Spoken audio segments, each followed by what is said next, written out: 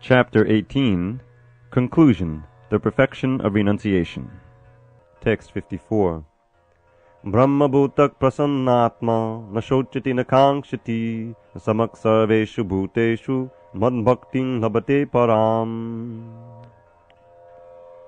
One who is thus transcendently situated at once realizes the Supreme Brahman and becomes fully joyful. He never laments or desires to have anything. He is equally disposed toward every living entity. In that state he attains pure devotional service unto me. Purport. To the impersonalist, achieving the Brahma-bhuta stage, becoming one with the Absolute, is the last word. But for the personalist, or pure devotee, one has to go still further, to become engaged in pure devotional service. This means that one who is engaged in pure devotional service to the Supreme Lord is already in a state of liberation, called Brahma-bhuta, oneness with the Absolute.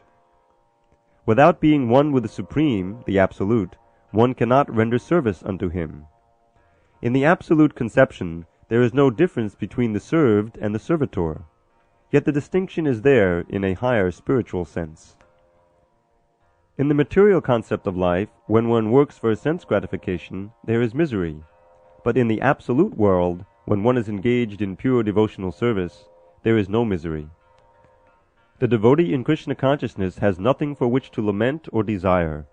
Since God is full, a living entity who is engaged in God's service in Krishna consciousness becomes also full in himself. He is just like a river cleansed of all dirty water. Because a pure devotee has no thought other than Krishna, he is naturally always joyful. He does not lament for any material loss or aspire for gain, because he is full in the service of the Lord. He has no desire for material enjoyment, because he knows that every living entity is a fragmental part and parcel of the Supreme Lord, and therefore eternally a servant. He does not see in the material world someone as higher and someone as lower.